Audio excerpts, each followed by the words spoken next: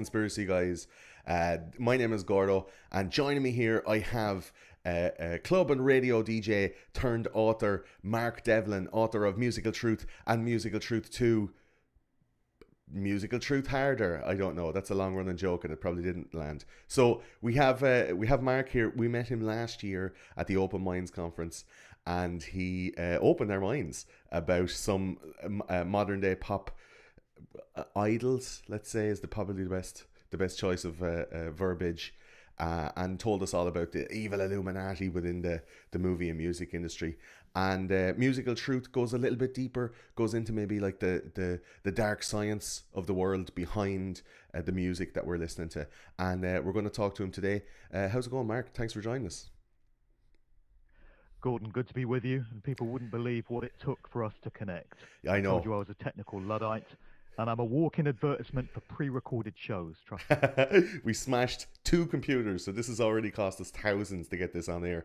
Um, we met last year at the Open Minds conference. We were doing a little bit of stuff. You were doing a little bit of stuff. Our stuff kind of overlapped a small bit, and we've done a lot of shows that were based on the stuff that you talked about live, and we had never met or heard of you before we came to Open Minds. You did stuff on Paul McCartney, you talked about Kurt Cobain, you talked about the music industry, Monarch, Mind Control, MK Ultra, loads of stuff. So your new book, Musical Truth 2, can you tell us a little bit about that? Sure. Well, yeah, it was good to meet you at the conference last year, and I think some of the common ground was that I try and find the odd gag wherever I can in all this madness because some of the information that I deal with is pretty dark and devastating, and if you can find a humorous side to it, that's a good thing to do. It Sure. can help to keep you sane, it can help to keep you going. You guys are obviously better at the one-liners than I am, but I do try and work the odd one in here and Throw, there. throw a dick, People sprinkled with have dick commented. jokes. That's what it is. Just peppered with Yeah, like Mickey people have puns. commented that I've got a very dark, sardonic sense of humor, and I think some of that hopefully comes out in the writing of my books. So as you just mentioned, the new one is now on the streets, which is Musical Truth Volume 2. We'll put The the link first in the book, Owing. description below. Yeah, we'll put the Sure. links for all that stuff in So the description below. all right. So the first book was a bit of a doorstop. This one is a bit of a wedge still, but not quite as much of a doorstop. But it's a continuation of the story because there's so much to this whole subject area that I could probably write one of these books for the rest of my life, however many years I've got left, hopefully a few more, and I still wouldn't have told the complete story. So we got into some of it last year when we chatted at the conference. The Paul McCartney situation is a perennial, obviously. Symbolism, occult stuff going into music videos, that's always a good one. The suggestion that certain artists who meet early demises, there may be more to know about the circumstances behind their deaths than the Sacrificial, official maybe? Wikipedia version of events. Well, yeah, there is that suggestion. There are many researchers that feel that's what's going on. So these subjects crop up in the book, and they tend to crop up in my talks. So we can go wherever you want with it. Well, I mean, one of the bigger ones that you brought up last year, and one of the ones that we've done a show on already that we kind of crossed purposes on was the Paul McCartney case. Do you want to give us like the smidgen, a truncated version of how you know for sure that Paul McCartney is not the real Paul McCartney? Because we threw out Well, my so many situation different ones. Yeah, my situation on this has actually changed All since I right. put out the first book, and I make that clear in the second book. And it's a good example of when a researcher is in a state of flux and is prepared to change their stance on something upon the emergence of new information that maybe wasn't there a couple of years ago, but has come across your radar since. So a couple of years ago, you would have found me pretty much adhering to the official Paul McCartney conspiracy theory, which is known in research circles as PID, or Mm, Paul is dead. yeah. And that states that the real Paul McCartney died in 1966, seemingly in some kind of horrific car accident, and he was replaced by an imposter who's been playing the public role of Paul McCartney ever since. There was Willie a whole Campbell. slew of symbolic clues. Yeah, the guy is supposed to be known as Billy Shears, William Shepherd, and we're supposed to have been told via the Sergeant Pepper album what had gone on in terms of some of the clues that were placed into the music, some of the backmasking, some of the symbolic indicators and motifs and images that were placed on the sleeve of that album and many others. So in the first book, I document the whole Paul is dead conspiracy theory, break it down bit by bit, examine some of the clues. And as I say, a couple of years ago, I clung quite closely to that whole narrative. But what's happened since then is I've looked at the whole subject afresh and I've really tried to stay open minded about it. And the only thing I can say with any certainty now is not that the real Paul McCartney died in 1966, because we have no documentary evidence that that was the case. All Yeah. we have is cryptic symbolic clues that seem to hint at that. But of course, clues can be interpreted in many different ways and lots of different meanings can be placed on them. And it doesn't necessarily mean that the real Paul McCartney physically died in 66. What I can say with some certainty now is there has been more than one individual playing the public role of Paul McCartney. And this can be seen just by comparing photographs and video footage from over the decades. It's pretty clear, if you're open minded about it, if you don't have a belief system to defend, that we're looking at least two different individuals. So you're saying that the In original Paul reality, it's McCartney probably survived, and that, like, he maybe had a bit of a depression stage, or he had some kind of, he pulled out for a little while. He did like an Elvis in '74 and just went, no, I'm not able anymore. Here, you play the part of Paul. And they had interchange between those guys. Was it the same for, say, John Lennon? Was it the same for George Harrison and stuff? Nobody wants to replace Ringo. But I mean, was it a thing where they wanted to pull out of the public eye? There's a lot of stuff when they talk about, like, we have an episode coming up on Michael Jackson. We have one on John Lennon, one on Kurt Cobain. It's when someone is so beloved that people don't want them to have died, so they make up this whole thing about, oh yeah, they've gone off to live on an island like Tupac in Cuba, rather than come to terms with the fact that he's actually brown bread. Is this a thing where Paul McCartney just wasn't able for it and he decided to get a body double, or? That is a possibility. In terms of the other Beatles, I tend to go Beatle by Beatle, and I'm still stuck on Paul. So don't ask me about John and George yet. Yeah. I might get there in about 4 or 5 years. Yeah. But as far as Paul is concerned, there are a number of possibilities as to why he might have been replaced, or we've had different people playing the role. But one theory which I find very interesting, which I explore in the book, is one that's been put forward by a few researchers, most notably a guy called Miles Mathis, who's put out a lot of very contentious work questioning the official version of many, many stories. And he maintains that what we've been looking at all these decades is twins, that Paul McCartney was one of twins.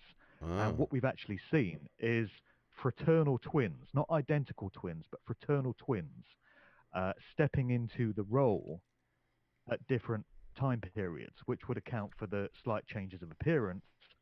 It would also account for the similarity in the voice and the mannerisms and the musical ability if both these individuals came from the same kind of background. So could it be that there's an old man living in the... We have more than one individual.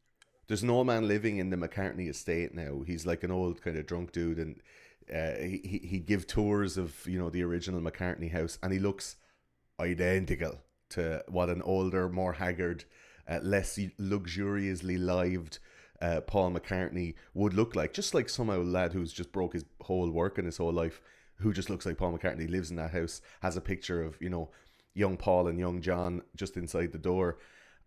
He's always seen drinking a can of cider. Could that be the fraternal twin gone home to the homestead while the real rich Paul McCartney goes out and does all this other stuff? Could that be the fraternal twin? Could that be the other man? Have you seen that? Well, I personally don't buy that theory. That's the guy known as, John Halliday. Yeah, that's the him. Caretaker, yeah. the custodian of Paul's childhood. A lot of people have said, oh, he looks just like Paul Wood these days, although most of the videos online are from a few years ago. I don't personally buy that. I think he's just a completely different guy altogether. But we've got this situation with Mind F. I don't know if we can swear on this. Oh, swear away, whatever you like. Yeah, sure. Fuck it. All right, well, I call it the McCartney mind fuck. And it really is a mind fuck when you consider that what we may be looking at today, the old grizzled, wrinkled Paul, may actually be the original guy after all. And maybe the one that we thought of as biological Paul was the other guy playing the role. We really don't know. like I say, it's so often easier to sum up a situation by saying what it isn't rather than what it is. That's where the And conspiracy theory lines what I blur can there. Yeah. say is that, yeah, state it in the apophatic. So what I can say is that we've not had one single individual playing the public role of Paul McCartney all these years. It's certainly been more than one, and it's probably the case that there were more than two that have stepped in and out of the roles. There's this idea that we've been looking at some publicity pools as well, as they're known, which are temporary stand-ins, doubles that appear at events or photo shoots or whatever when presumably the main guy is not available for whatever reason. But I W- think we've been looking at two individuals that have been playing this role publicly through the years. Would you think And that it's there's not other possible to celebrities that have say that? that over the past being one of them. Like there are other more famous celebrities, like the likes of the Lady Gagas and the Beyonces and all of these, that have the like. You have a chapter in your book about lifetime actors and um, you know mind control and taking control of these people. Like Culture there's creation. yeah, there's a whole cloning conspiracy now where they say that um, Tila Tequila claims that she was cloned, and keeps on being recloned. Her body is recloned and recloned, and her mind is put into these different bodies. Another very famous cloning victim. Oh, what's his name now? Donald Marshall. Donald Marshall. He was talking with Greg Carlwood, and he has like the maddest story about like giant vril lizards and all this kind of stuff. Or you'd have the likes of Avril Lavigne, who there's like facial deconstructions of her now face and her then face, and it's like they say absolutely she's a clone. Like lifetime actors, clones, these doubles. Surely, like there is a pragmatic and a practical reason to have these people. Like Saddam Hussein had loads of body doubles. Is it such a bad thing, or is there a sinister and heinous motive behind having these multiple people? Like, what do you know about Well, lifetime there is. actors? Like, You're cutting out a bit there, but I think I got the gist of your question. There is a kind of heinous motive behind it. There's a nefarious aspect to it because what we're dealing with consistently here is deception, lies and deception and duplicity. Whenever a stunt like this is pulled, it's at the expense of the general public. They're making mugs of us, they're fooling us. And I never take kindly to that. And whenever that happens, it bears all the hallmarks and all the fingerprints of the military intelligence services because that's what they exist to do. I know the official version of what the CIA and MI6 and MI5 and organizations like that are supposed to be all about is keeping us safe from harm and protecting our homeland and all that kind of stuff. But the truth of the matter is, when you get into lifetime actors and where they come from, what culture creation is, what social engineering is, these are all the products of these organizations and others, such as the Tavistock Institute and the Frankfurt School and the Fabian Society, the Esalen Institute, all these different institutions we that touched on specialize in shaping culture. we touched on a couple of those now in the David Icke episode, and he talks a lot about that, like the Fabian Institute, which are like a very right wing conservative group who are trying to control culture through, I don't know, pop culture, media. You have the Tavistock Institute. You have the Frankfurt School, which is basically coming along and instituting cultural Marxism, or Cultural like Marxism. a Yeah. division of the lower of the lower classes, um, based on intersectional uh, divisions. Like race, sex, sexuality, gender, all of these different things. Now that everybody who's in the bottom 50%, like students and people in debt and people under 30, everyone's boxing each other over these. Like the way that that's been disseminated over the last few years seems really, really effective. Is there a way back from that? Is there anything that you can fight against that with? That's always the difficult part, Yeah. knowing what the solutions are. Uh, the first step surely has to be large numbers of people coming to an awareness of what social engineering is and how entertainment has been weaponized. Because people are off their guard when it comes to listening to music, watching movies, watching TV. People think that what they're doing is just unwinding from the pressures of their everyday life and enjoying a bit of downtime. and they think that people like their favorite rock stars or their favorite Hollywood actor or even their favorite professional sports star is their friend. Well, celebrities are not your friends. We need to stop putting people on pedestals and having these heroes, because when you look at where these individuals come from, anyone with any kind of public profile, anyone with a household name, anyone who influences large numbers of people, and you hang on their every word, there's a reason why they've been placed in those prominent positions. And so often, when you trace the research back, you find connections going back into these organizations that I just mentioned, which specialize in shaping culture and shaping values. And that's what these individuals are used for. Just so tell us a bit And it more about all that, comes down, like those again, to organizations, duplicity. what they do and how they do what they do.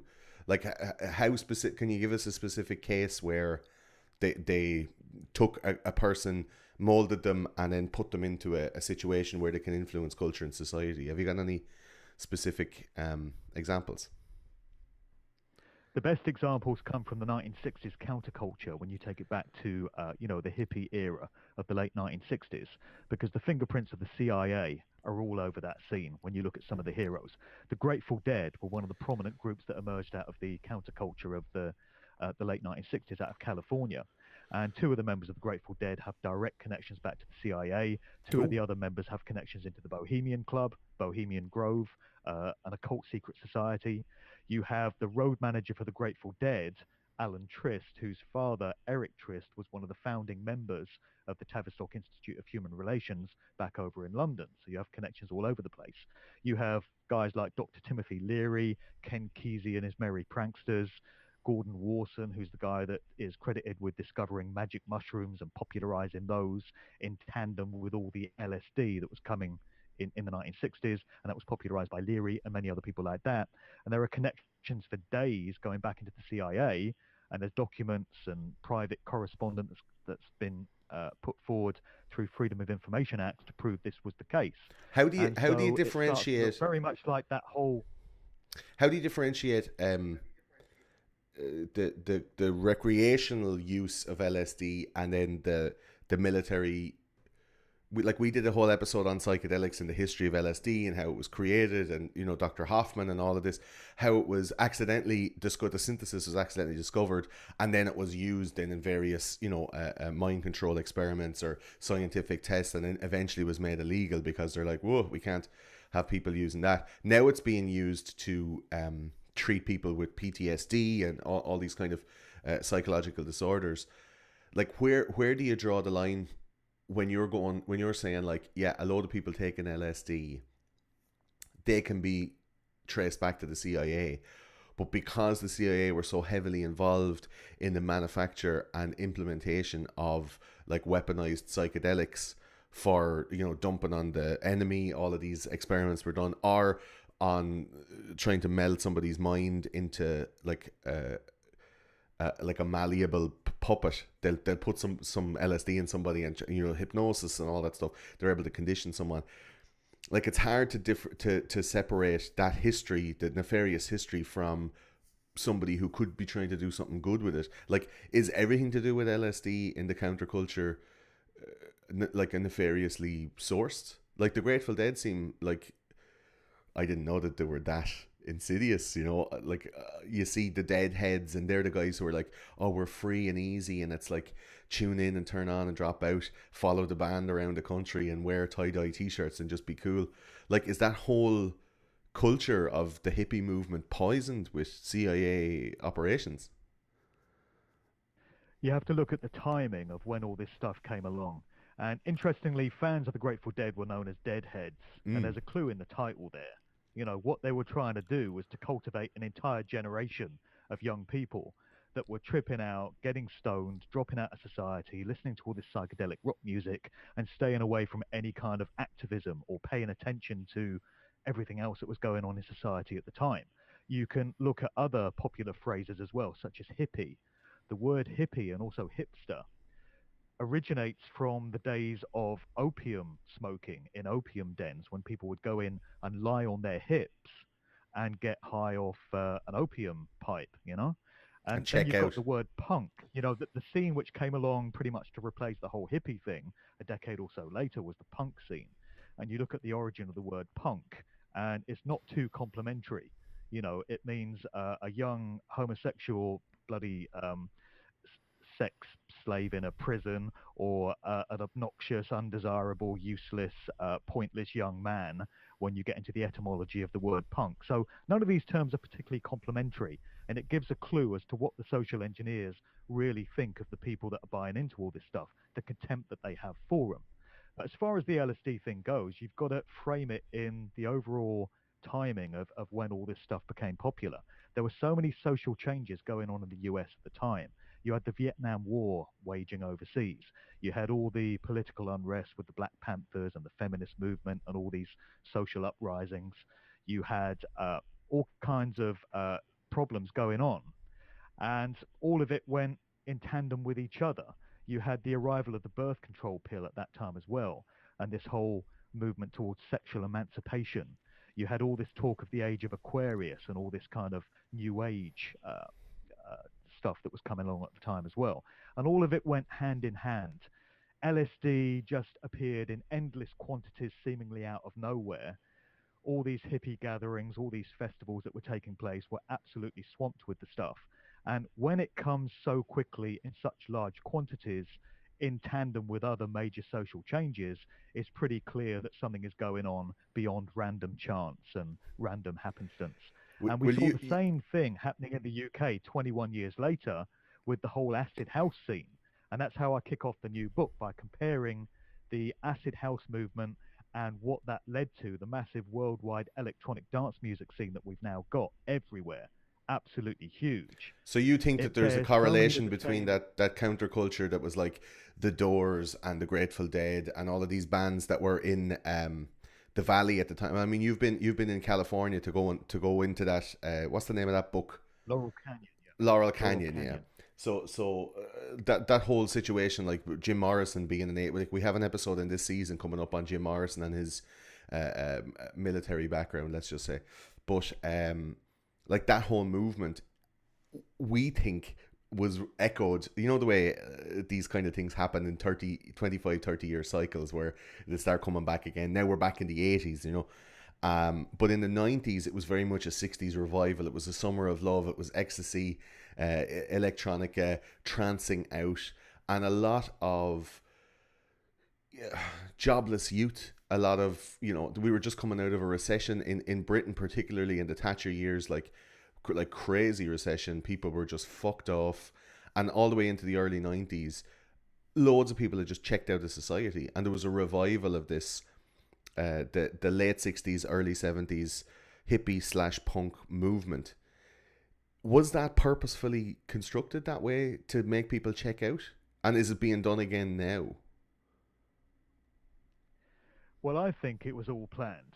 It's very difficult to prove in terms of documentary evidence and some of the stuff that we have to show that the 60s scene was, to a very large extent, manufactured by the CIA and other agencies. Mm. But there are many, many clues and indicators. And I make clear in the book that when you get any kind of fad or trend or movement or social scene which changes the lifestyles and the behaviors and the value systems of large numbers of people, you can be sure that that was made to happen by one of these agencies that specializes in that type of activity, because the controllers that we have are very particular, they're very thorough, they would never leave to chance something becoming that big under its own steam without having a hand in it. So when you look at the massive impact that the acid house scene went on to have from humble beginnings, so the official story is that towards the end of 1987, you had these four young London DJs that went out to Ibiza. They had this epiphany, this moment of revelation as they were partying under the stars at Amnesia, on ecstasy, listening to all this incredible music. And they felt they had this kind of spiritual awakening that they had to bring back to London and establish these club nights there. And the whole scene is said to have spiraled out of that small grassroots sort of cottage industry And who into were what we those? have today, this Who massive were those four electronic guys? dance.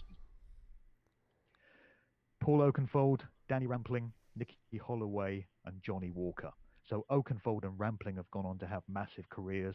Nicky Holloway has had a few battles with alcoholism and other problems in recent years, and Johnny Walker kind of faded into obscurity. But those are the guys that are credited with kickstarting this whole scene. When you look at the fact that ecstasy was the drug of choice in this particular scene, and it appeared in endless quantities, seemingly out of nowhere, in exactly the same way that LSD had 21 years earlier in California, when you look at the fact that the media of the time dubbed 1988 the second summer of love, in a direct throwback to the first summer of love of 1967, when you look at some of the visual motifs and emblems that were used in early acid house flyers and record sleeves and things like that, there are some direct correlations going back to the 60s. One of the motifs that was used by Paul Oakenfold for his club night, Spectrum, the Theatre of Madness, and also on a record sleeve for Gibaro Electra, was a bloodshot eye, a single eye that was originally used by the Grateful Dead on one of their promotional posters. Mm. You've got Dr. Timothy Leary and things like the Prisoner TV series and loads of other cultural throwbacks to the 60s being sampled on early acid house records. You've got phrases like far out man and trippy and things like that, which were popular in the 60s, being regurgitated again in the 80s acid house scene. And for me, there are just too many parallels. And what I think we were witnessing was a rebooting of that whole scene 21 years later on the opposite side of the Atlantic for a new generation, but the tactics were still the same. You Is it, had the drugs, you had the new music, you had this massive social movement which changed culture, and the ripples from it are still being felt now 30 years later, big time, in the same way as they were from the hippie scene of the 60s. is it not just the Happy Days, phenomenon? Where in the 70s they were like, oh Jesus, stuff's hard now, but it used to be great in the 50s. And then you have like Richie Cunningham running up and down the stairs in the Fonz, like, hey, harkening back to a happier time. Like in the 60s, it was like, oh yeah, the older people were harkening back to the 40s and the boom, the post-war boom years. In the 70s, it was the 50s, because the 70s was full of social derision and division, and there was loads of different cultural clashes, and they were going, why can't it be simple, like it was in the 50s. In the 80s, like you said, they went back to the 60s. In the 90s, it was the 70s. Like, it's always been that generation looking back, the people who were in their 40s going back to going, jeez, it wasn't the same when I was young. And they're the people who are creating media. Like, I mean, you're what, in your late 30s? Whew, I wish. Very For, kind. let's say 40s. Let's say 40s. I won't ask too much. 40. I'm in my mid 30s, and like I'm looking at stuff now, and I'm like having a notion. There's a poster there for the Longitude Festival, I think it is, and I know one person on a poster of 65 people. That's the way it's supposed to be. Do you know? For young people to have that exclusive music, to have that thing where, you're 17, you're like, oh, I just found this new band, man, like nobody else, and you bring it to your friends, and you're like, check this out. By that token, in 20 years' time, we're going to have a whole generation looking back on Justin Bieber and Nicki Minaj saying, oh, they were fantastic. Yeah. I miss those days. Yeah, Very scary thought. But like, there's always that joke, when we're really old, and we remember our grandparents putting on like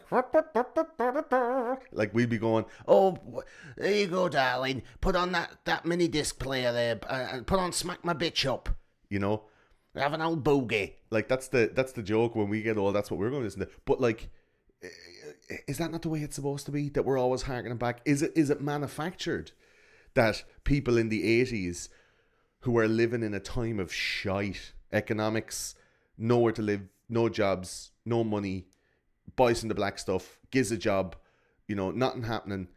They're like, when was a great time? Oh, Jesus, when they had no money and they were rolling around in the field listening to Jimi Hendrix playing the national anthem, that was the best time. Do you know? Like, in the 90s, we had this 70s revival where we had all of these like glam rock bands started coming out, like The Darkness and all this stuff.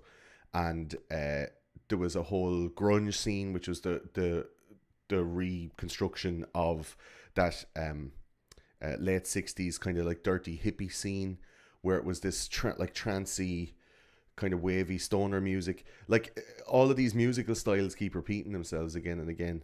Do you think it's like manufactured to take over people's minds through drugs? I know it's the way you said like ecstasy was of endless supply.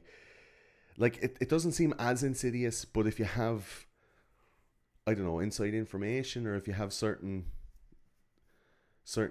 Well, I think there's more to it than just people harking back to better times and trying to recreate those. When you look at the acid house scene, you've got to look at what it led to, which is this massive worldwide electronic dance music scene that we have now, which is popular in literally every country in the world. These festivals that now take place have hundreds of thousands of people in attendance. They're taking place in sports stadiums, they're taking place in extremely large venues. And when you look at the imagery that's being pushed through many of these festivals, it absolutely smacks of transhumanism. What these events are being used for now in contemporary times is subliminally pushing ideas of the futurist AI transhumanist society that we're not only being pushed towards, but we're already living in big time. You know, we're in the smart grid society already. We've got 5G transhumanism just around the corner. When you look at the titles of some of these events and the overall themes of them, they're all about tomorrow, like Tomorrowland, Tomorrow World, Future Music Festival, Digital Dreams. It's in the naming of them. It's in the decor that you see flashed up on these massive screens. It's all hinting at futuristic ways of doing things. You have futuristic cityscapes straight out of Fritz Lang's Metropolis, this movie from nearly 100 years ago, which displayed incredible knowledge of what was going to come. You have androids and cyborgs and electronic digital ways of doing things, all being glorified in these dance music festivals. I would suggest that the controllers that put these social cultural changes into place play the long game, and they plan years or decades in advance. They know what they're going to be doing in 20 or 30 years' time. So when this whole acid house scene kicked off in the UK in the late 1980s, they were looking at a long term projection in terms of where they wanted to take this whole scene. And they would have already had it in mind, the type of society that we'd be living in 2018, and what they wanted to use these events, these DJs and producers, and these music productions that we now have for.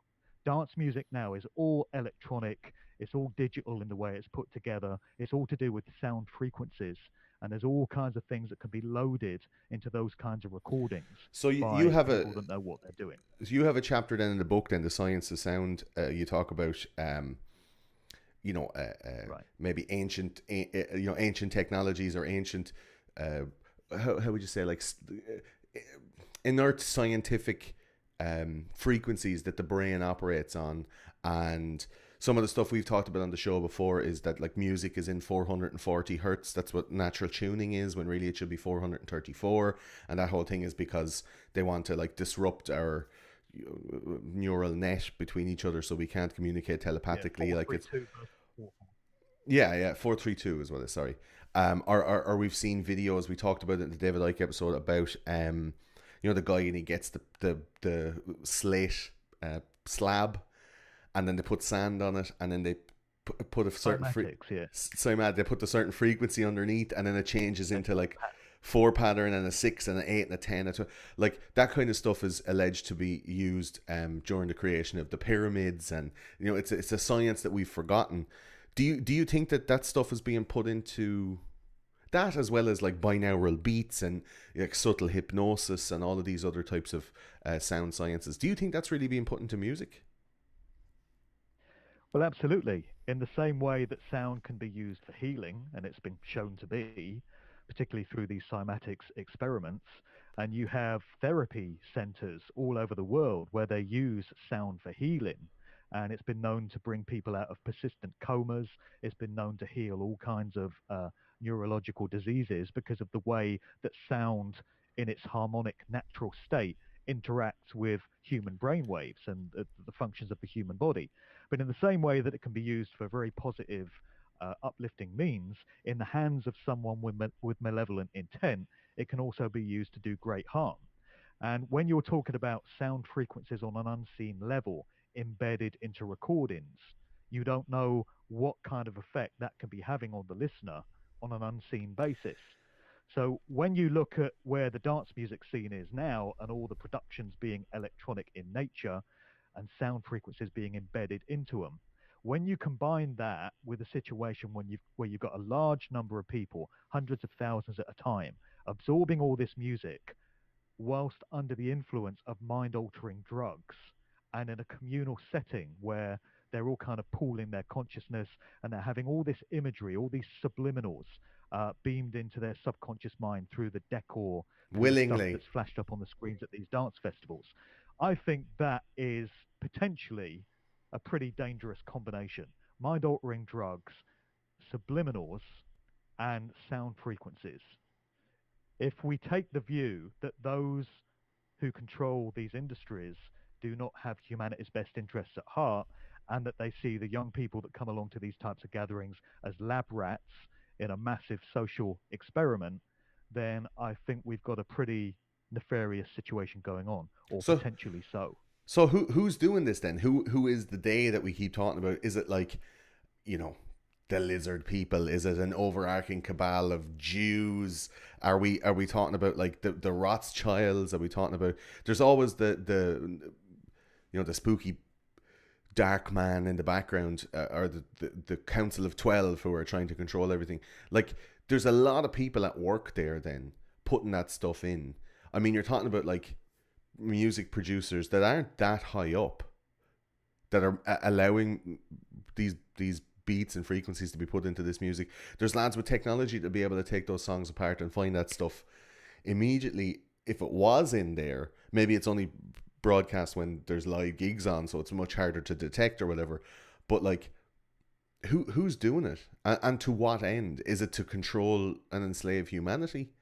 And in that case, then it's very akin to the likes of what David Icke is saying, which is there's a force, and we're being moved by that force to act in a way that keeps everyone in a really shit form, and then these invisible beings just feed off our shit form. Like, what's the overarching narrative of controlling the human race? What Ike says is that we're living on a holographic duplication of Earth, and there is a real Earth, and we're on it asleep, and our consciousnesses are being projected here, and they're torturing our consciousnesses here so that they can feed off our fear and sadness. The they being Well, in the terms, archons, or the lizard people who live in another dimension. Like, that seems mental to say out loud, but when you put all that stuff together, like, why else would we be going through this whole thing? Like, who's behind it all? in terms of in terms of the who that's doing this, it's very difficult to put individual names on it. In Yeah. terms of groups, I don't place a lot of stock in the lizard people Archon thing. That's not where I go at all. A lot of people say it's the Jews, it's the Jesuits, it's the Freemasons, whatever. There may well be some influence from these groups in it. But I think what we're looking at ultimately is organizations such as the ones that I mentioned earlier, the Tavistock Institute, the Esalen Institute, Stanford Research Institute in the States, Harvard and Yale universities, Oxford and Cambridge universities. These types of institutions that specialize in changing culture and changing values, they would be the ones that would have an interest in massive social scenes such as this. There are As very just an influential figures experiment in on its the music own? industry. Is it just for an experiment on its own, or is it to an end, though? It would be in conjunction with other changes that are taking place in society. And I think the key to it all that we can see now in 2018 is this massive shift towards the transhumanist future that we're all being pushed towards. So you've got all these changes in technology. You've got everyone with their faces buried in a smartphone. You've got people using technology for everything just to run their lives. You've got people's cars telling them where to go. So people have no navigational skills anymore. They just let the car tell them what to do. You've got apps for goddamn everything in your life. And what they're trying to do is steer humanity towards this new technological age where these controllers, these individuals that are presiding over all these different aspects of everyday human life, are the new gods. They see themselves as gods. They're creating this new reality in which we're all going to be living. And it's their way of sticking up two fingers, really, to the God of creation, the true creator of this realm of existence, and them creating their own version of it. and being their own overlords of it. So I think that we're is talking about the Elon Musk, we're talking about psychopathic mindset Zuckerberg, Bill of humans. Gates, like who are we talking about? Like these Google, Facebook, Musk, Zuckerberg, Gates. Is that who we're talking about? Like these are the technigarchs of our future. They're basically like putting us into a Certainly some of these names that we know about, such as Elon Musk and Ray Kurzweil and the Bill Gateses of this world, would be involved and would have a part in that overall process. But there are going to be others that keep themselves out of the spotlight. We're not going to know their individual names, but we can see the way that that society has changed so rapidly in just the last 20 years. It's pretty clear that it's a very far-reaching, deeply embedded program. And I think the electronic dance music scene is just one aspect of that. It's playing its part in the overall process of coercing us all towards this nightmarish future. I mean, I'm not someone that is going to go into this with any great enthusiasm. We had a discussion earlier about how I feel my spirit, my soul is stuck in another age. I'm living 100 years ago or something because I'm not adapting very well to the technology of the age in which we live. My body is in 2018, but my mind is somewhere else. you're fighting against And it. I think it's because I can sense I think it's because I can sense that it's unnatural. It's Mm. going against that which is inherent to creation. We're being led towards an artificial way of living. Most people seem to be embracing it quite enthusiastically because of the way it's sold to us. People are of the view that technology is great because we're told it's great. And isn't it convenient, all this stuff that you can now do with your phone and with all these great apps? But people are missing the big picture, which is that we're going into a future which is completely unnatural and completely alien to everything that humanity has been up to this point. I think it's a very dark and dangerous situation, But and not enough also, people are paying attention to. humanity up until this point were like fucking and eating each other and having wars, and the Hutus putting the Tutsis out in the field full of petrol and setting them on fire, and like tribal warfare and sticks and stones and throwing poison on each other, and imperialism and rape and war and death and brambles and briars and tears and you know maybe like a nice peaceful technological existence with all of us interconnected, not like spiritually or whatever, but technologically, that it could make for more communication. Like there's scientific advancements every day that would, if you told people 10 years ago, you'd explode their arsehole. Like I have a little RSS feed, and every day it tells me something that it's like, hey, we just invented this new thing that we can stick like a cat to the back of another cat, and it totally works. Like amazing technological advancements every day, but I don't see a problem with technology. It's maybe more so the Well, there are kids are there are missing two out on. aspects. There are two aspects to it, Gordon, in terms of what's incoming. There's technology which is going to be made available to the elites as they see themselves, the overlords, and there's another expression of technology which is going to be rolled out for the rest of us, the great unwashed, the serfs, the goyim. And there have been plenty of warnings in apparent works of fiction about the type of society that's coming. George Orwell's 1984, Aldous Huxley's Brave New World, and Fritz Lang's Metropolis that I mentioned earlier, this Mm. mind blowing movie from 1927 that depicted a futuristic society very similar to the one that we've got now.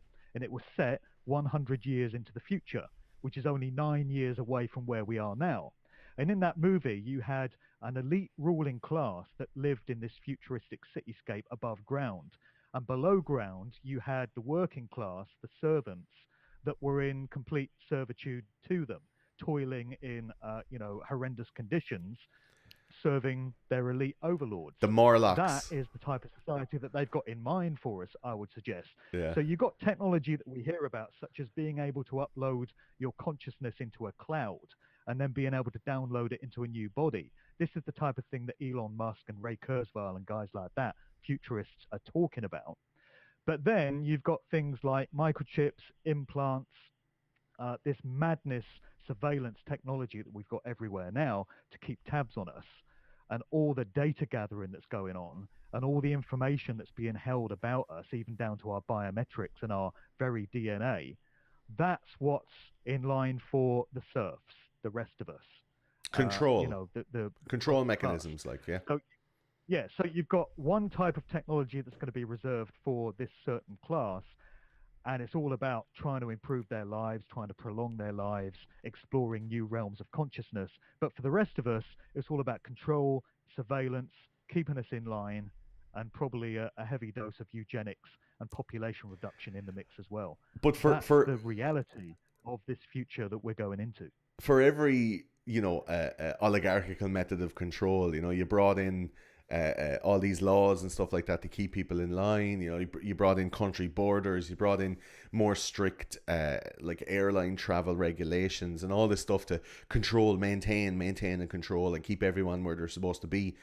There's always ways to get around that. And if you're putting up something that's built on something as open source as the internet, right? Like, there's going to be dudes, and there are dudes like Anonymous, or like, the hacker known as 4chan. These guys are going to be able to get in and out of that stuff without issue. Like, before, like maybe during the 50s, 60s, and 70s, there was a definite gulf between the upper echelons and the middle class, and as big, if not more, of a gulf for the upper class and the hyper upper class, the 1% or whatever, because of stuff like money and the stock market, and property and all of this kind of stuff. We had your Rothschilds and your JP Morgans and all, and then there was a massive drop down to the next millionaire. Now that's not so much. You have a dude that could, in the morning, with an upturn in Bitcoin, become like a hyper billionaire and start making some shapes and making some moves. And I don't think, like, having technology the way it is now, it is quite open source. There are bits like net neutrality and stuff where they're trying to pick away at the freedoms and trying to pick away at people's capabilities with the internet. But it is very much still all up for grabs. I can see it being like the rebellion, like in Star Wars or something, where there's a bunch of underground dudes, or like in Demolition Man, where they're all underground, they're all covered in muck, and they're working on modems and shit like that. But that is totally possible, right? Like, I don't think they can take over everything with technology. Well, another big concern that I have is the massive amount of electromagnetic pollution and radio waves and microwaves and sound frequencies and signals and all that shit that we're swimming in, this soup of all this stuff that we now have as we walk about, going about our daily lives. How many signals and waves do we think are going through our bodies and our brains at any given time? When you consider that you can have, there's mine, I'm still stuck in about 2005 with mine, but that's my contribution to the non progression of this smart grid society that we're moving towards. But you can put this inside a very heavily padded jacket with all manner of stuff surrounding it, and a phone signal will still get through and make it ring. So if those signals are penetrating a Parker jacket in that way, they must also be penetrating us and our brains and our tissue and You our think organs in the same way. it's When to you make us think of more the massive docile, to control the planet, like that there's an electromagnetic field now around us all. Like, I've like wireless earphones and stuff, like all of that stuff, having your phone by your bed. They've conditioned to have your phone by the bed. Scapegoat Pod, which is Luke from the Scapegoat podcast, you want to check it out. He said he heard that a blue light from computers and phones and TVs make people more docile while negatively affecting sleep patterns. And the way you have night mode on the phone now, it takes away all the blue tint and makes it more red to match the sunset, which is the longer red light waves, which makes our brain produce chemicals that induces sleep, whereas the blue light is morning sunlight, which is much a higher frequency light, and that gives us chemicals to keep us awake. Like, do you think all of that stuff is set to like fuck our heads up, so we're not able to think right and think for ourselves and live the life we should? Well, I'm saying it just can't be a healthy thing. It can't be a healthy thing to be exposed to this number of Wi-Fi signals and mobile phone signals and all the rest of it. We weren't supposed to live this way. Human bodies are not structured to be able to deal with all that stuff. And it's happening on an unseen level, similar to what I mentioned earlier about the sound frequencies going into these recordings. It's Yeah. being absorbed by us, but we're not conscious of the effect that it's having. And it's all part of this unnatural existence that we're being led towards. It's not supposed to live this way. I think And there's a lot of warnings I'm not coming I'm about not going into 5G. it with any great enthusiasm. I Yeah, don't yeah. hold out any great optimism for where all this is going. Right. I'm just trying to make my own individual contribution towards holding it back in whatever way that I can. And I'm very conscious of the fact that I'm representative of the last generation that remembers more sane ways of doing things. Yeah, I can think maybe. back 20, 25 years to how society was, and somehow we managed. Somehow you managed without Facebook. Somehow you got from one end of the day to the other without having your face buried in one of these the whole time. Somehow you managed by picking up a road atlas and working out where you want to go rather than your car telling you. Somehow we got by without all this stuff. Yeah, but it's And way it was a more easier. natural way of living. It developed natural skills as well. I Yeah, it mean, did, yeah. something I was listening to Max Egan talking on one of his podcasts recently, and he said something that really made me sit up and take notice. He said, with the fact that we now type everything, we type messages, we type text, and all of that, people don't write by hand anymore. And I thought, yeah, actually, he's right. And I've noticed that my handwriting has diminished big time in the last few years. Whenever I try and write something now, my handwriting is awful, goddamn terrible, because I'm out of practice, because I don't handwrite stuff anymore. I Well, type stuff. So there's a there, natural human skill that's yeah, been lost in the last few years, there is and a there'll be many spiritual others. correlation between handwriting and memory, and like if you've heard of sigil magic, that if you're writing stuff down and you're making marks yourself, like making new marks on something, that it's a transference of energy, as well as the muscle memory in moving your fingers and hands Yeah, helps that definitely. part of the brain to remember that stuff even more. So like kids are in school now and they have iPads, but they're still encouraged to write because they're not remembering the stuff as well, or it's going into a different part of the brain that's not able to be recalled. Um, to move on from that kind of stuff, and the transhumanism and future anti-futurism, you do also talk a lot about the satanic imagery and symbols in popular music. You sent me over a few pictures. Would you mind if we had a look at them and you could maybe talk us through them and show us what's it like? You do say Satanism is alive and well, satanic imagery, right? Sure. And Satanism is not what people think it is. What is You it? mentioned Satanism to the average member of the public, the average person in the street, and their mind will go to an image of the devil with horns and a pitchfork and fire and all that kind of stuff. The Christian interpretation of the devil personified as Satan or sometimes Lucifer. That's not what it is. Satanism is an ideology, it's a mindset, and it's all about service to self as opposed to service to creation. It's basically selfishness. And it could be summed up in that famous phrase, do what thou wilt, which was popularized by Aleister Crowley, Yeah. and the whole mindset that accompanies that. Satanists are all about embracing carnal desires, embracing base consciousness, materialism, embracing what it is to be a base human, rather than embracing our spiritual capacity and our connection back to the divine, back to nature. It is a mindset and it expresses itself in many different ways. But we do see elements of it in music videos of all things. And I, why I should that be? I pull up You see the a same few little motifs bits popping here. up time and time again. Yeah. And also in many of these images that we'll see, you see depictions of trauma based mind control, which is a very big subject area. It's one I went into in the first book in a major way. It is the case that many household name celebrities will have been subject to horrific trauma based programming and ritual abuse from a very early age. This is done to control them, to make sure they stay on script with certain agendas that are laid out for them, and it creates multiple personality disorder, different identities that could be programmed with new personalities. That's what it's Miley all about. Cyrus is So as we go through some of these a images, definite victim of that. I think like the stuff that she's coming out with oh, now, for sure. coming out on stage with big giant Mickeys with blades on them and showing her tits all the time, and the fascination with like massive over sexualization. People say it's like washing Oh, off for the sure. Disney. You know, her whole TV show was Hannah Montana. It was her living a disassociative life. You know, where she had two personalities. Like if that's not right in Well, your that's right. face, talking about it, And you see it with contemporary artists like Miley Cyrus. You see it with Lady Gaga, Katy Perry, Beyonce, Rihanna, Kanye West, artists like that. But what we're going to look at here is some videos going back to the 1980s, because I got very familiar with spotting all the signs pertaining to trauma-based mind control and occult secret society teachings, mystery school teachings, and stuff in contemporary music videos from the last few years.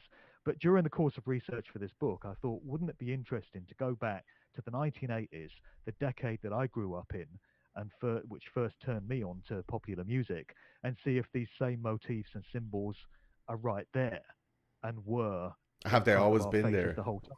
Yeah. If only we'd known what to look for. And blow me, would you believe it?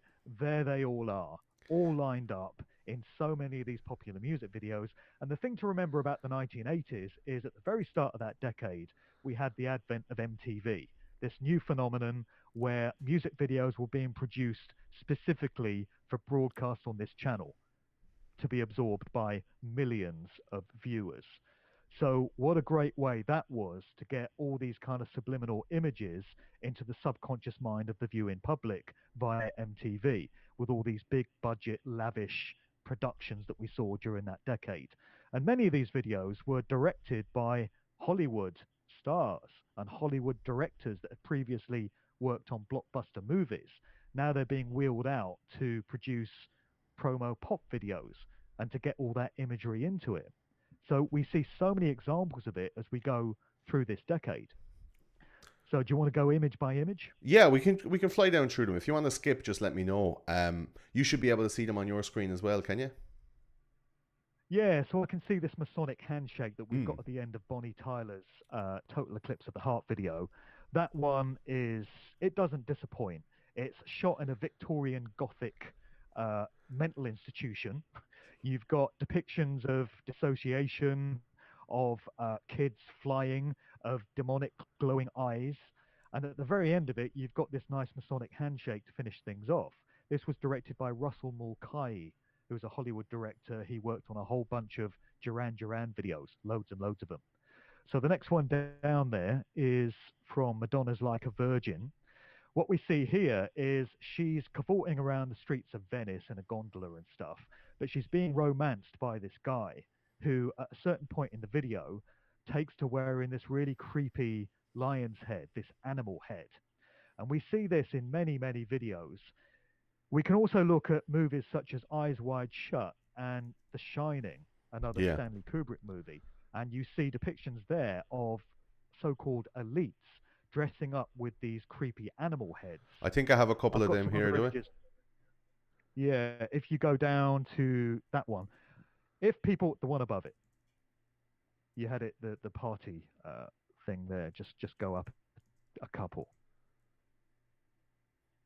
Next one up. Just hold it on that one. So if people Google the phrase Rothschild Party 1972, you get some pretty startling images. This was a weekend with the Rothschilds, which is not somewhere I'd choose to be. I think I'll be mowing the lawn or washing the car rather than going to that particular gathering, thanks. But you see all these so-called elites in high society dressing up with all these creepy ass face masks and animal heads and all this type of shit. You know, what is going on Yeah. here? But when you apply that to some of these music videos, you see so many expressions of it. And it's part of the kind of ritualistic ceremonial magic practices that the elite ruling class get down to in some of their gatherings. And we did get a glimpse into that whole world in Eyes Wide Shut with that party at I think I have the a couple of Rothschild those. mansion that we saw there. So we see that in so many videos. Let's just go back to the Adamant one that you had there. This is Yeah, this one. just go down. I mean, we're leaping around all over the place with these, but what's the next one down?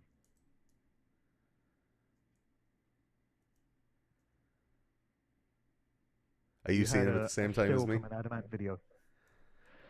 Yeah, well, I could talk about this one for a minute. This is Thomas This Dolby Hyperactive. is it. This No, the one one before that. is that adamant? The one you had before. Well, let me talk about the Adamant one anyway. Adam and the Ants. Very interesting group to get into. Adamant himself is acknowledged as having battled with mental illnesses over the years. He's said to be bipolar. But when you look at some of the imagery portrayed in his videos, it absolutely smacks of trauma based mind control programming and dissociation from reality. When you look at the video for Prince Charming, at the end of that video, he very quickly morphs into four different personalities. That's one of them, where he dresses up as Alice Cooper. You've also got this scene here where you've got Diana Dawes, the famous British actress from the 1950s and 1960s, who rocked that blonde bombshell image in very much the same fashion as Marilyn Monroe, appearing as a fairy godmother. And she flashes her magic wand, and Adam changes from one personality into another, which is all hinting at dissociative identity disorder, which is brought on by the mind control programming that many of these artists undergo. Adamant himself is a very interesting character to look into because when you look at who his father was, Alfred Leslie Goddard, he was actually jailed in the 1980s for being part of a paedophile ring, which was connected to the Dolphin Square fiasco, where a number of British politicians were embroiled in this paedophile scandal. And Adamant's father was an associate of Sidney Cook, who was a notorious paedophile as a part of that whole scene, who has connections in turn to Jimmy Savile. Yeah, we did an And episode on so, Savile. exactly. So Yeah. Adamant's father, was a convicted paedophile. You also have connections going into the world of the military and military intelligence, which you find time and time again when you look into the parents of many of these artists, as we touched on earlier. The scene that you just had there of that lizard entity is from Duran Duran's Union of the Snake. That's one of many Duran videos directed by Russell Mulcahy. This one, again, doesn't disappoint. You got the group out in a desert setting, which looks similar to Area 51 in Nevada, what we hear about that. And they descend below ground in this elevator to what's known as a deep underground military base, a dumb. And, there's said to be these at places like Area 51 and all these secret military installations all over the We world. did a few episodes You've on got, that with Phil Schneider, and we talk about the Denver International Airport, where they have a massive. right, They think it's going to be exactly. a eugenics or a mass euthanasia pit underneath this airport, which I don't know if that's real, but so It's it's a a lot of creepy ass airport. but yeah, there's a lot of weird imagery on the walls of the airport, but there's a lot of lizard stuff in these music videos. Like, is that just leaning into pop Well, culture, or there's lizard stuff in that Duran video, and bear in mind that this song is called Union of the Snake. And when they get down into this underground base, you've got children being kept captive in cages. You've got mind control triggers. You've got jugglers in black and white duality kind of checkerboard designs. And that's something you see so much in these videos. Black and white checkerboard duality flooring. You see it time and time again. In the presentation that I'm going to be doing at the Open Mind Conference in Ireland this weekend, I'm going to be detailing many of these videos. You would think that there must have been a special promotional offer on at B&Q for the whole first half of the 1980s, where all these video directors ran out and got all this black and white checkerboard flooring because it was on special offer, it's very because it Masonic, crops up right? in so many videos. Exactly. You see it on the floor of Masonic temples. It's symbolizing the duality that is inherent in nature, night and day, black and white, good and evil, all this kind of stuff. And it's also known to be used as a mind control trigger. But you see it cropping up on the flooring of so many of these videos from Kim Wilde and Stevie Winwood, Iron Maiden, going forward all the way to contemporary current day artists, Demi Lovato and Rihanna and Katy Perry and Lady Gaga, all featuring this black and white checkerboard flooring that is deeply Masonic and deeply occultic. So note to all video directors, other types of flooring are available. But we see that all over the goddamn place as well. And there's all kinds of other mind control triggers. There's depictions of puppets and dolls, which is all to do with dissociation from reality. That's very eyes It's wide all to shut do there. with the shattered. Yeah, that one is from Laura Branigan's Self Control. That whole video is about the relationship between mind control handlers and their victims.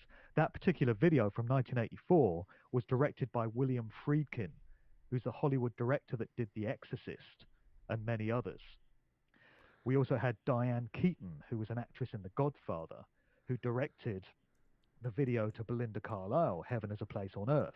And that's loaded with all kinds of mind control symbolism as well. So there's so many here, and there's There's so a lot many of others this besides. Illuminati stuff coming up. A lot of these like triangles and stuff. Is it not just because like the triangle is a really aesthetically pleasing shape to look at, that it's, you know, symmetrical and it has all of the, you know, maybe it's not that it's Illuminati, or what's happened now is we've jumped the shark with the Illuminati stuff, and that I don't know, like people are putting it in just because it's popular. That like, you know, you have the lads like Jay-Z and all coming out and doing this kind of stuff because people are into it. It's like, oh, we're part of the gang if we Well, I've seen throw the up the picture of symbols you like. doing that as well, so I don't know what you were trying to tell us there. See, we were only doing it for the laugh. In what, we were down in Cork at the UCC, Yeah, and your exactly. man is People just will like, get it twisted. throw up the People will get triangles. that twisted. So I mean, is it But yeah, from? well, the thing about symbols is they're not inherently good or evil in and of themselves. In their base state, they're completely neutral. You can't say a pyramid is evil. It's all to do with the intent of the user and what they've got in mind when they put it out there, and the energy that they imbue it with before they put it out into the public. So again, people need to ask themselves, are the people that are running these industries all nice and cuddly and fluffy and they just want what's best for us and they want to help and enrich us in our lives? Or are they out to have a mind controlling effect on society generally? And when you've done the amount of research that I have, not just into the entertainment industry, but into what this world is really all about and which organizations are really controlling things, it gives you a slightly different answer to the Wikipedia official version of events. Isn't it so There are strange so though many that the different facets to it, Illuminati? as you well know, as you've Yeah, covered yourself in so many shows, Gordon. we did an Illuminati episode, and like I really think that they're being misrepresented. The Illuminati, as such, which are a bunch of, you know, enlightened scientific dudes in an age of dogmatic religious control and theocracy, and they Well, that's the Dan infiltrated. Brown version of No, I mean like Adam Weishaupt and all of these guys. Like we did a whole episode, like 6 or 7 hours. I think 7 hours we did. We dug right down deep. Found out how they basically came around and said like we have to fight against the way the church is dogmatically controlling the people. We want to bring a bit of enlightenment, and then the whole phraseology behind like enlightenment, the light bringer, the morning star. That's Satanism. Like Satanism is the antithesis of the holy, and the holy being, you know, the religious control mechanism. And these guys then, because they were being outlawed and they were part of high society, decided to infiltrate organizations like the Freemasons and like, you know, the Brunei Brit and all of these different kind of Masonic orders and ancient orders. And they got in and they said nothing about being Illuminatus, and they kept their secrets and shared their knowledge. And like, I don't think Illuminati should be as derogatory a term, the likes of the way you use it, or like David Icke also uses it as like the unfaced, you know, dark, shadowy figures that try to control the world with these like, I don't know, intangible control mechanisms. Like Illuminati is to illuminate, is to bring knowledge towards somebody, and well, it's just a because they catch-all use term. the, yeah, Illuminati has come to be used as an umbrella term it's for changed now. various different societies and various different groups. It's not a word that I tend to use myself. Mm. People do get the meaning twisted. I talk about dark occultists and groups of occultists, who again are not always easy to identify, but their calling cards and their hallmarks are everywhere you look. and they're the ones that are controlling all these industries. And they absolutely understand the true nature of reality and how to manipulate energy and how to, manifest certain situations. Is it It just doesn't for money? matter if, no, it's about control. Yeah. It's about them seeing themselves as gods, as I mentioned earlier, and seeing the rest of us as lesser mortals who need to be in servitude to them. It's all about control. It's all about that satanic mindset, that satanic ideology, service to self rather than service to creation. That is the driving force behind these networks of occultists. So as far as the Illuminati goes, as far as groups like the Freemasons go, I've no doubt there's a large amount of infiltration that has taken place. And again, you can't make a blanket statement about a group like the Freemasons and say they're all evil, they're all out to control us. I'm sure there are some well meaning Freemasons out there that join these organizations because they Hi feel guys. that they want to be positive. Uh, but yeah, infiltration takes place, Yeah. and uh, covert uh, uh, steering off into certain desired directions definitely takes place within all these groups as well. It's fascinating One stuff, thing man. You that I could be do here have for a problem hours. Like, you could be here for Yeah, hours, one like going thing that through I the do have a examples. problem with though is Yeah. groups that seek to sequester important knowledge for just their own number, for just their own members, Mm. and to keep it hidden from what they see as the profane masses. Truth is abundantly available to all who wish to know it in nature. And it's not the uh, edict of any one group to say, we are the custodians of this knowledge and only we are worthy of knowing it and we're going to keep it from everyone else. I do Well, have a problem with secret societies that seek yeah. to keep their information only within their own ranks Traditionally, because that's you what can't do that in Freemasons would do. creation. They were the lads who knew how to build the buildings, and the buildings stayed on the land. And if you owned the land, then you owned, a little bit more than having a few shekels in a a sow's ear purse. And I think that the likes of these scientific communities, the likes of anonymous, faceless organizations such as like the Federal Reserve, who run money globally and who are unknown, like Alan Greenspan maybe is known, and the rest are all, a shadowy cabal, it seems, of unnamed people. And even down as far as like organizations that aren't named, like the people who put ratings on movies and who decide what goes in movies and doesn't go in movies, they're all anonymous.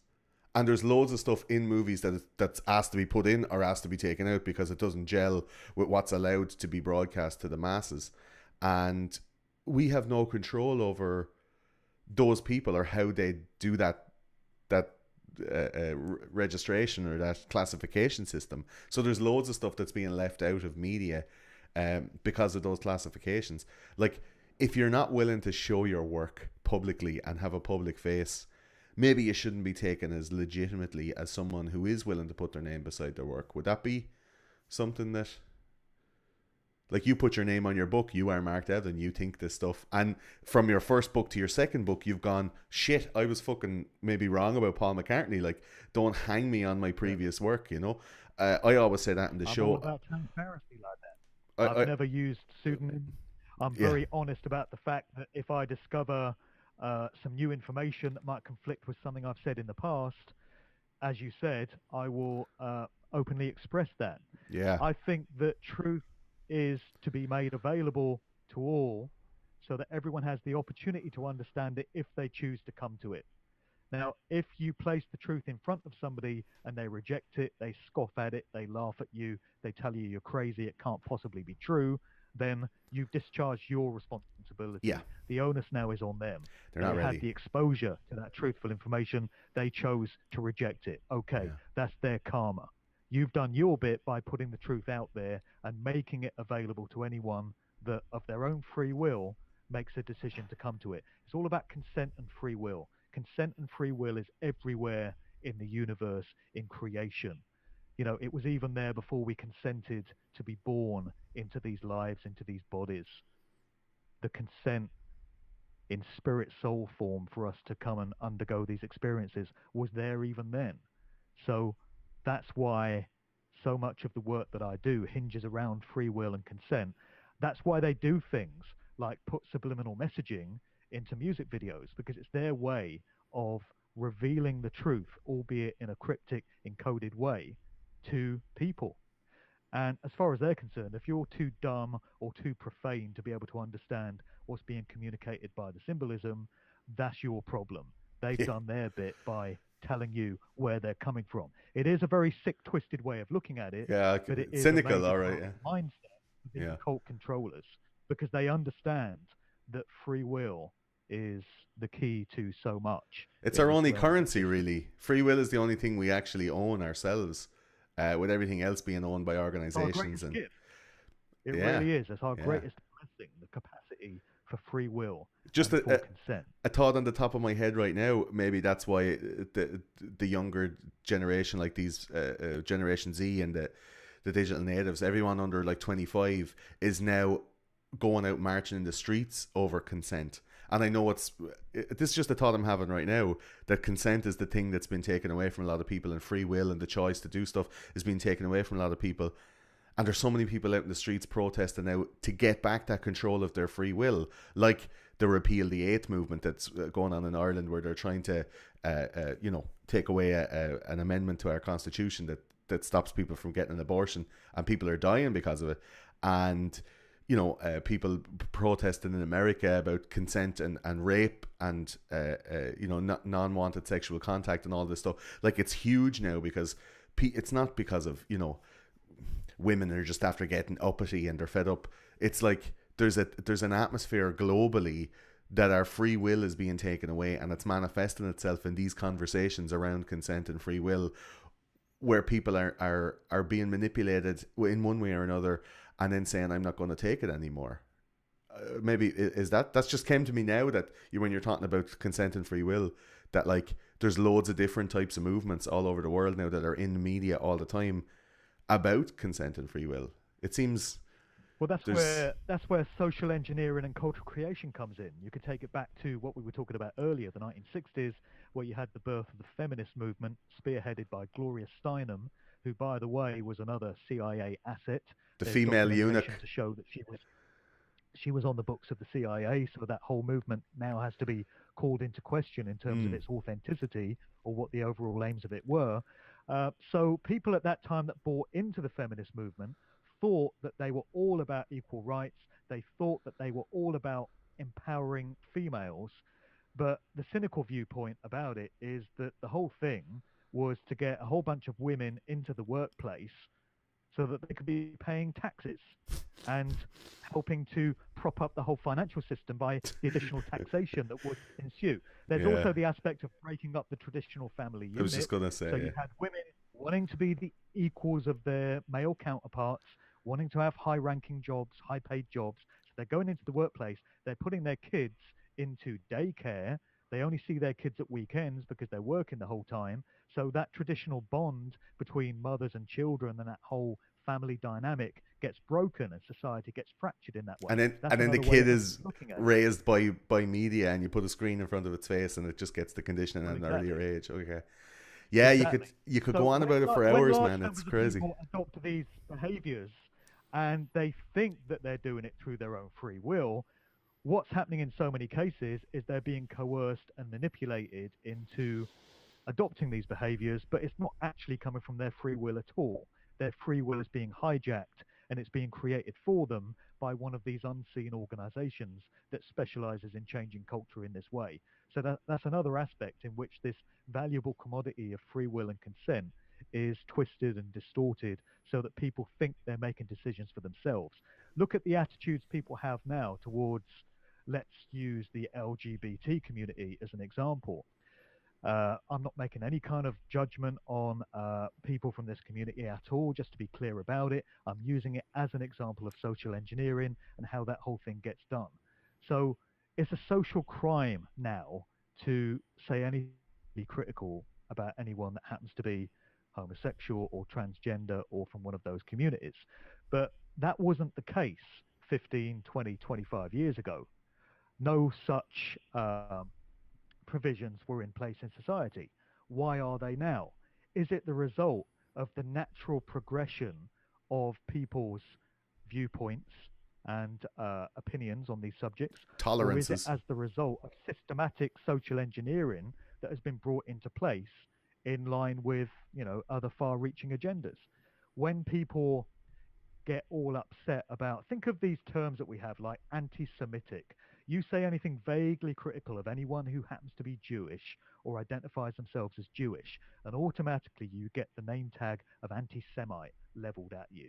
Mm. You say anything vaguely critical of the official story of 9/11 in certain company, and you'll get labeled a tinfoil hat wearing conspiracy nut job, conspiracy theorist. Where do all these phrases come from? You say something vaguely critical of someone who happens to be homosexual. You're not talking about the fact that they're homosexual. You're talking about some other aspect of their character that immediately certain parts of society will jump on you and say you're homophobic. Mm. You're homophobic for saying that. All these terms that are just invented, and people buy into them, and they don't question where they're coming from. They find themselves using these terms, adopting these attitudes and behaviors, and they don't realize that it's not coming from their free will.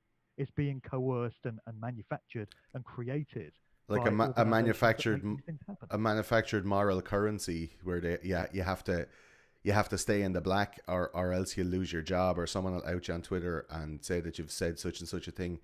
People are afraid now to question a lot of people, and it does seem like a system of control, a control of thought. Free expression is being stifled, definitely. Yeah, yeah. Definitely. We could talk about it for hours, Mark, but we've run out of time. You're going to be talking about an awful lot of that stuff and more this weekend in Waterford in Dooley's Hotel at the Open Minds Conference. Is that right? Well, that's right. Yeah, I'm hearing horror stories about the weather in Ireland, but I'm Will sure be a lot of that grand. is hype. Yeah. It's Hype just a from bit the of mainstream media. it's just a bit of frozen water. Like, it's fucking grand. Do you know what I mean? People are going to get there. Buses and trains are, as of now, running. Like, everything's cool. But you'll be on which day? Saturday or Sunday? Well, I'm on Sunday, so I'm going to be there the whole weekend. I'm Okay. arriving on Friday. I'm going to stay until Monday morning. Yeah. My talk is on Sunday, and it's just been extended. One of the other speakers can't make it, apparently. So Trevor, the organizer, has very graciously given me 2 hours. So I'm going to be speaking from 10 in the morning till midday on Sunday, presenting aspects of this book, Musical Truth 2. I'm going to be getting into a lot of the video symbolism that we touched on earlier. I'm going to be getting into some aspects of the deaths of Prince and George Michael, because there's all kinds of apparent predictive programming in Yeah. both cases. We found a lot of Seem that to with hint Michael at what Jackson we're as going to well. be coming. We just did an episode on Michael Yeah, Jackson, and very similar to Prince's death. Like, it was serious. for sure. So I'm getting into all of that. I'm getting into some of the stuff that we mentioned earlier about the acid house scene, the electronic dance music scene, and the big social changes that that led to. So I've got a good 2 hours to unpack a lot of this information. I'll be going into detail about it. I've got lots of visuals, lots of slides that really bring the whole subject to life. Lovely. So for anyone that's going to be there, Dooley's Hotel Waterford, it's going to be an incredible weekend. Loads of speakers on the bill. Very Second, much third, looking and forward to being fourth a part of it. of March, and I'll put the link for the tickets in the description below. I'll also be sharing it on social media, or you could go to openmindsconference.com and check out the tickets there. You can buy a ticket for the weekend. I don't know what the price is right now. You can check it on the website, or you can just even do it for one day if you want to come down for the Saturday. It starts early in the morning. Friday, I think it starts at 1:45. Saturday starts at 10 a.m. and Sunday the same, When 10 are you a.m. on, man? When's your talk? I'm on just after lunch on Saturday, and I'm going to be talking for an hour on conspiracy theory and why why people think it's so crazy. Trying to find out, is the truth we think we know what we really know? Why do we believe it? Why do we believe in that more than what's in front of our eyes? And is there a comfort in, believing in aliens and lizards and stuff like that rather than dealing with life? So it's Well, you're the man for the job. yeah, I've been through it. I've been through the ringer, with a head full of hash and a heart full of sorrow and a mind full of dreams. But it's a really good experience Sounds to like be a down song. there. Isn't it? It's a really good experience to be in that place, though. There's so many people, that are milling around the hotel. Everyone's up for a conversation. It's like a kind of a festival where you're not out in the muck and everyone's not fucking bananas smashed out of their heads on drugs, and they're willing to have these conversations, and they're learned and like expert in their field. Like there's authors and speakers and scientists and there's like Garda whistleblowers the really and strange thing for me, the really strange thing for me is that a few years ago, I would have got excited about going to a dance music festival yeah. or a soul weekend, a music event, going to see a whole bunch of DJs, going to listen to a whole bunch of live music performances. And here I am in 2018. Now I get excited about going to truth conferences. I get excited about listening to speakers, getting into all manner of alternative subjects. Yeah. And that's where my life is at. And I would never have believed that it would have panned out in this way. But here I am. Life is a very strange thing sometimes. That's what you were looking for years ago too, Mark, getting mashed and talking cod shite with some lad at the back of a thing. But I let you go. You've life to live and a snowy journey to prepare for. So like I said, Open Minds Conference, you can go and see Mark on Sunday morning. I'm on Saturday afternoon if you want to stall down, and the tickets will be available in the link below. This has been Those Conspiracy Guys. If you like what you see, subscribe. We do these live chats often. You can join in and leave comments, as you can see here on the right hand side. And thanks very much to Mark Devlin. I'll see you on Sunday. We might do another video chat when I have cameras and all that stuff down in Waterford. But thanks very much for joining me, man. No worries, brother. See you at the weekend. See you at the weekend. All right, thanks everybody. This has been Those Conspiracy Guys. My name is Gordo. That's been Mark. See you next time.